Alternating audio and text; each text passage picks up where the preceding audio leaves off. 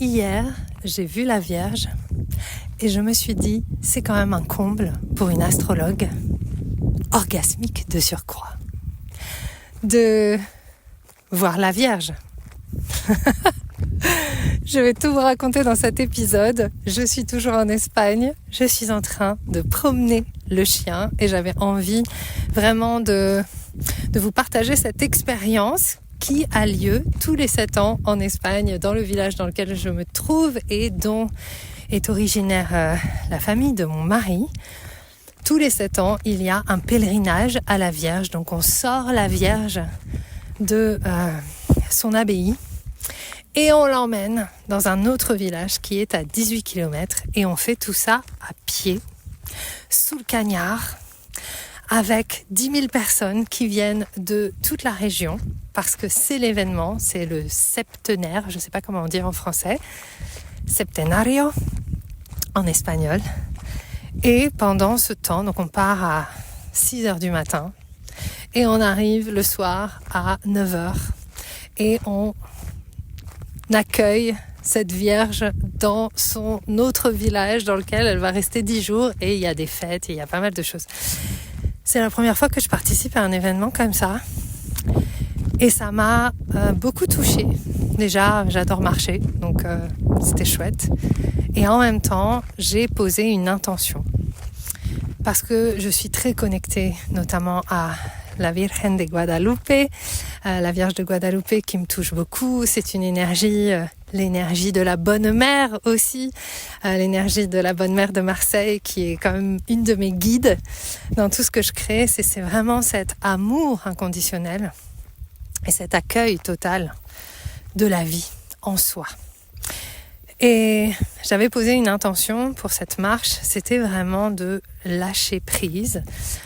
Parce que dans cet entre-deux des éclipses, c'est hyper intéressant d'observer en fait que on a beau connaître notre direction et on a beau connaître notre chemin, évidemment notre ego résiste à notre expansion, évidemment devenir beaucoup plus vaste que tout ce qu'on aurait imaginé va créer une résistance dans toutes nos dimensions, dans tous nos corps, dans notre émotionnel, dans notre mental et ça va réactiver beaucoup de peurs, toutes ces peurs qui finalement nous ont maintenus depuis toujours exactement là où on en est. Et donc ça a été une expérience hyper intéressante et très challengeante pour moi. Pas physiquement en termes de marche, mais physiquement parce que j'ai vécu quelque chose que j'ai jamais vécu avant et auquel je ne m'attendais pas du tout et qui m'a beaucoup questionnée et j'étais très fatiguée pendant la matinée au moins et ça m'a obligée. Le midi, on avait une pause pour manger et on a été généreusement invités par une cousine dans le village dans lequel on s'est arrêté pour la pause. Et en fait, je ne pouvais pas manger et j'ai décidé de dormir.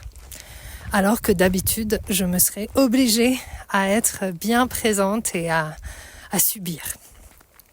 Et ça a été un des premiers enseignements. Et pourquoi je vous raconte ça ? Parce que c'est tellement en lien avec l'axe Poisson-Vierge. Avec tout ce que je vous ai partagé aussi dans le dernier épisode, si vous ne l'avez pas encore écouté, vous pouvez l'écouter. On est dans cette période actuellement entre la foi et la matière. Les poissons, la transcendance, la connexion à l'illimité, la connexion à tout ce qui est plus grand que nous. Cette espèce de chose qui nous porte et dans lequel on est à chaque instant, cette grande vie /God /source, le poisson indissociable de l'eau dans laquelle il nage. Je sais que vous y croyez, je sais que vous êtes connectés à ça, je sais qu'il y a une part d'entre vous, surtout si vous écoutez ce podcast, qui sait que la vie est extraordinaire et que la vie est là pour nous soutenir. Et pourtant, même si on le sait, eh bien, il y a quelque chose peut-être en nous, peut-être en vous, en tout cas certainement en moi, qui n'arrive pas à lâcher, qui n'arrive pas à avoir la foi, qui cherche encore à tenir le contrôle, à avoir le contrôle sur les événements. Évidemment, ça va se traduire par différents sujets, différentes thématiques. Ma grande thématique pour moi, depuis toujours, c'est l'argent, relié à l'amour, aux connexions, aux relations aussi. C'est-à-dire, je dois gagner de l'argent pour prouver que j'ai le droit d'exister. Je dois gagner de l'argent pour montrer que je suis sur le bon chemin. Donc ça, c'est des grosses croyances, des grosses illusions qui sont là depuis toujours. Parce qu'elles ont été aussi des héritages dans ma vie. Et du coup, j'ai trouvé ça extraordinaire hier parce que ça m'a ramené à cette question. Donc, j'ai la foi jusqu'à un certain point.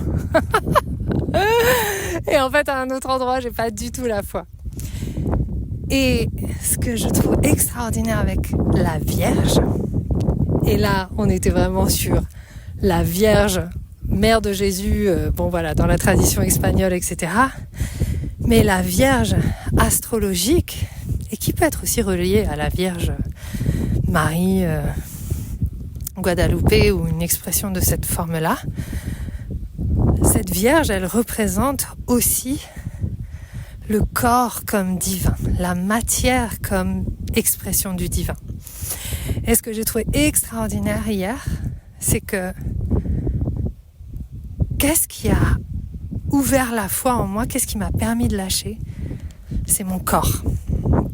Parce que j'ai commencé le pèlerinage dans une espèce de prise de tête, dans une espèce de truc noir, un peu négatif, avec toutes mes ombres présentes. Et je voulais que mon expérience soit différente.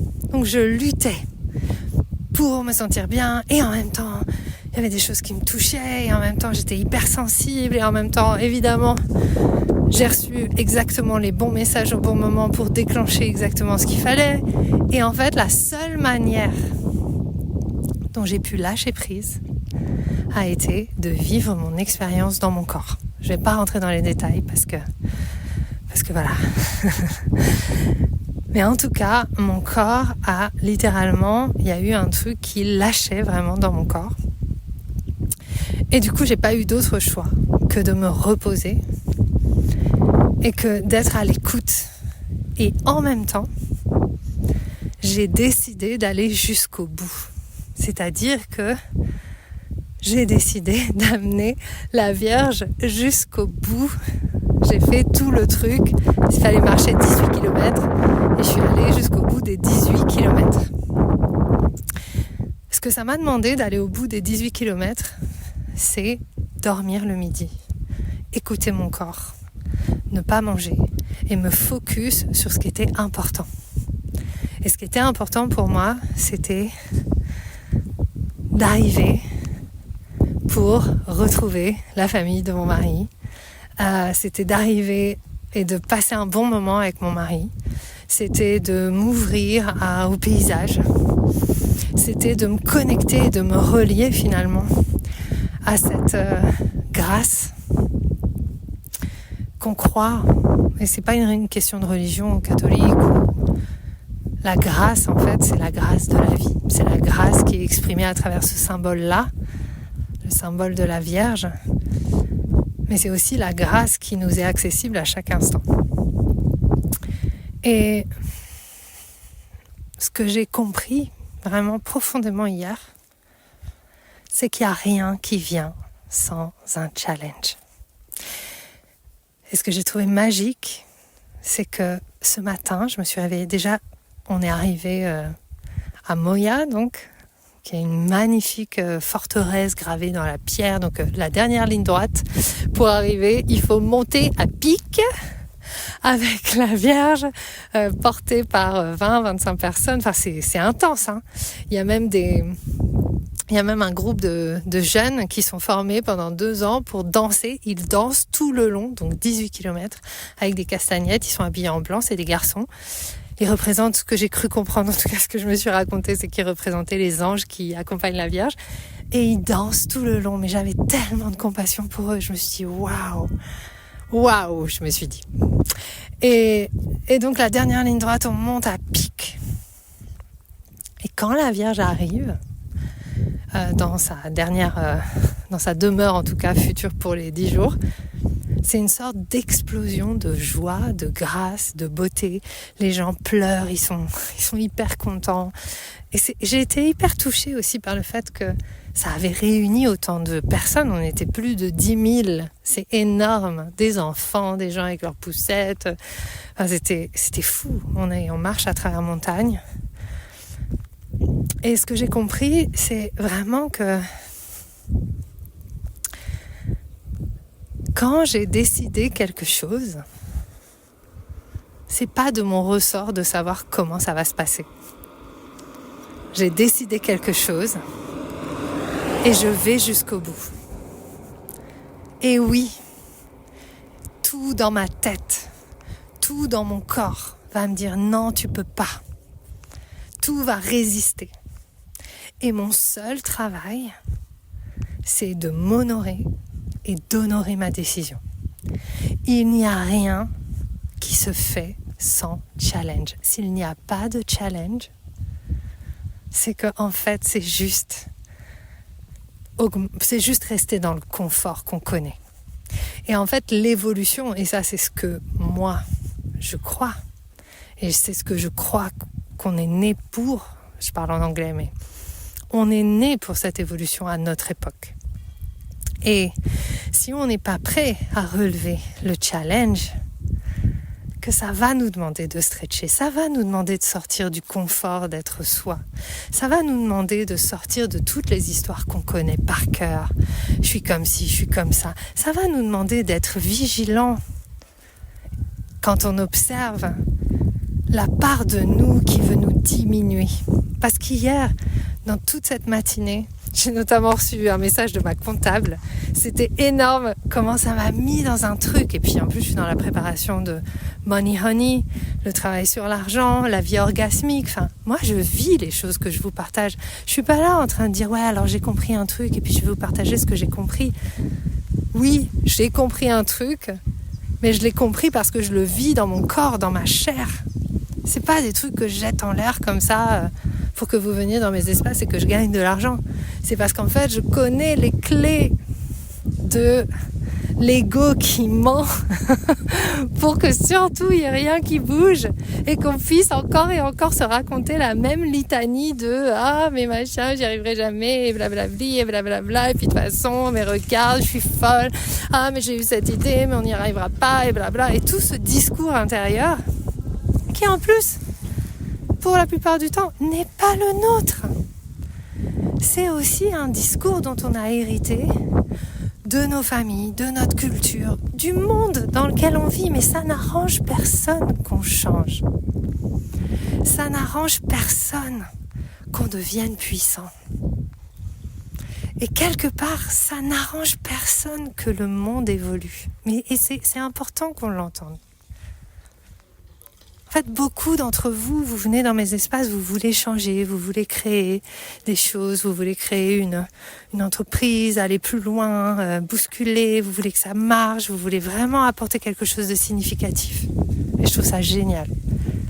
Mais peu d'entre vous sont vraiment prêts à passer à l'action, c'est-à-dire à devenir proactifs. Beaucoup d'entre vous, et je vous adore, vous venez faire les programmes parce que ça vous donne le thrill de l'expérience, parce que mes programmes, c'est toujours de l'expérience, on le vit dans le corps, on ressent des choses, et bien sûr que ça a un impact sur votre vie, etc. Mais pour transformer profondément sa vie, ça va nous demander d'aller là où on n'a pas envie. Puisque là où on n'a pas envie, c'est qu'on est un peu mort, puisqu'on n'est pas envie. Et quand on va avoir envie, quand on va aller remettre de la vie dans ces espaces où notre ego nous raconte que ben non, on va pas aller là, c'est là qu'on va trouver l'expansion véritable. Et c'est pas confortable. Et c'est un challenge. Et hier, j'ai vraiment trouvé ça, quoi. J'ai vraiment vu la part en moi qui ne croit pas en moi. Et qui en fait va toujours trouver une bonne excuse pour remettre à plus tard, ou pour dire « Ah bah oui, mais là, l'autre, non, mais machin ». C'est hyper intéressant.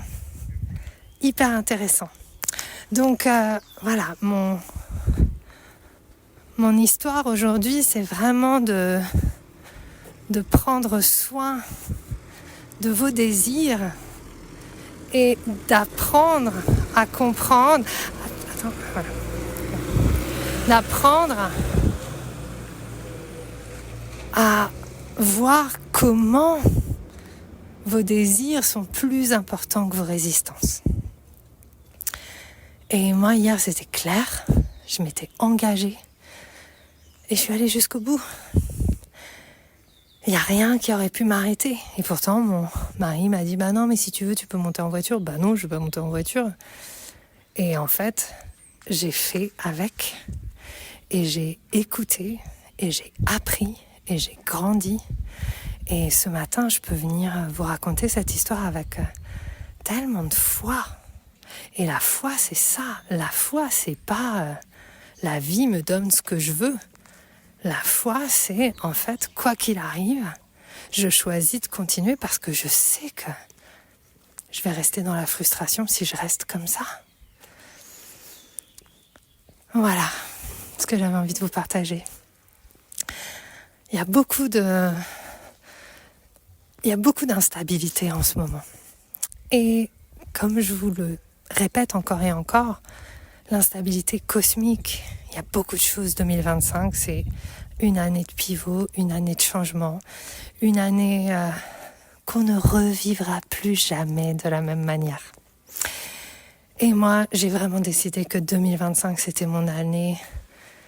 Ça passe et ça casse l'ego. Je crois que je vous l'ai dit déjà la dernière fois.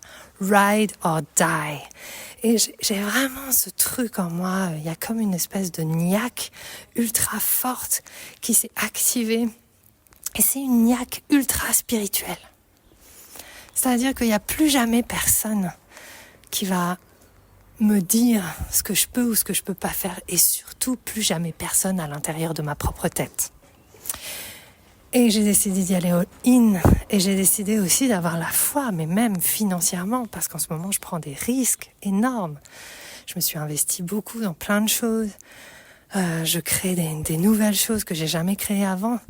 Et ouais, bien sûr que ça tremble à l'intérieur. Mais j'ai la foi. Parce que ce que je fais, c'est tellement extraordinaire. Parce que j'y mets tout mon cœur. Parce que pour moi, il n'y a pas d'autre alternative.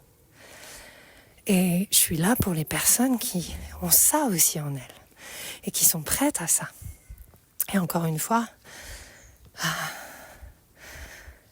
je sais comment vous accompagner quand vous tremblez à l'intérieur. Je sais quoi vous rappeler. Et surtout, ce que j'ai envie de vous rappeler, c'est que Poisson, on est l'illimité et en fait, il n'y a que nous qui ne le voyons pas.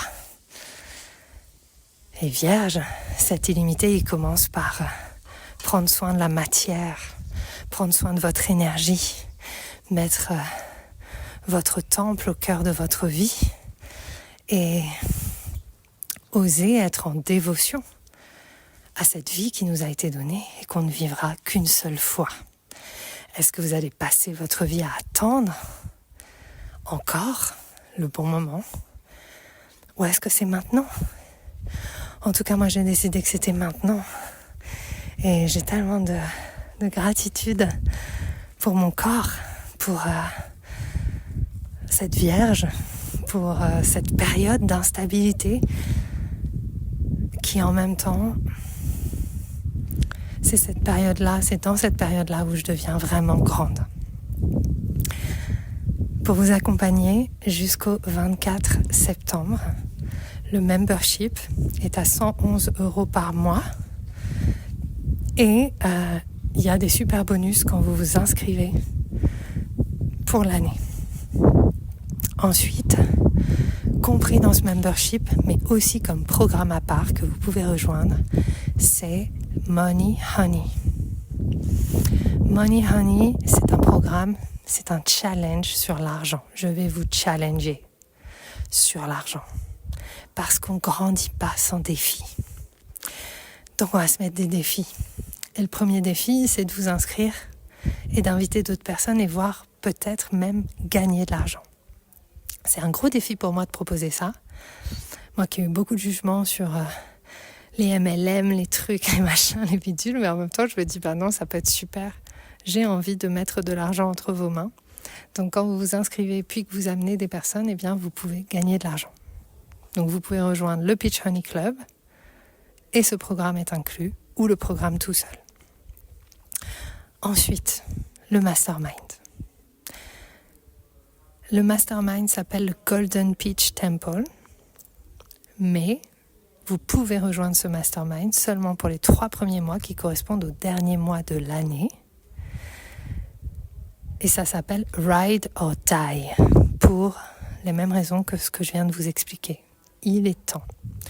Ride or Die, ça veut dire quoi ? Ça veut dire, est-ce que je suis capable de me mettre en mode foi et de faire de 2025 l'année qui change tout et ces 3 derniers mois qui changent tout.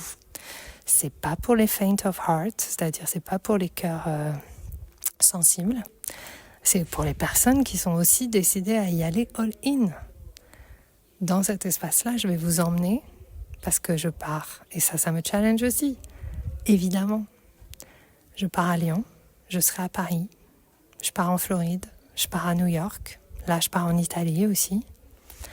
Et dans cet espace-là, du Ride or Die, vous pouvez rejoindre le Mastermind All-In ou simplement le groupe Telegram dans lequel je vais vous partager tout ce que je vis.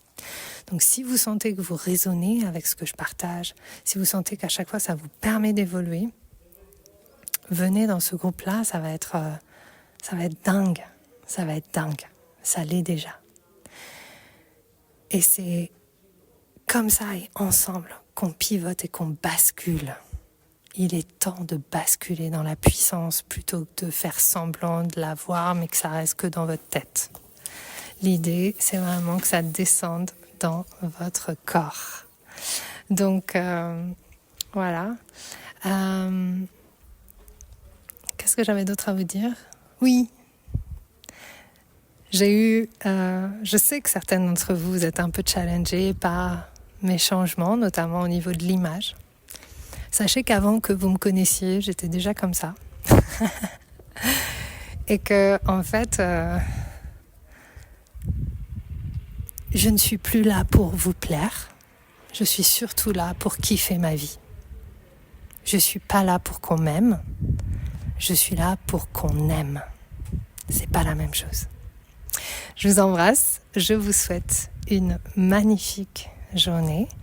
Et oui, dernière chose, si vous avez envie de venir danser, on va faire une danse avec cette nouvelle lune en Vierge lundi soir sur Zoom.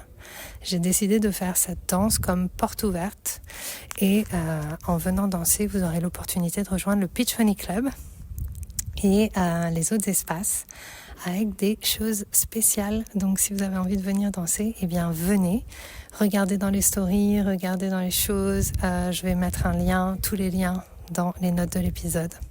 Et je vous souhaite une magnifique journée. Bye.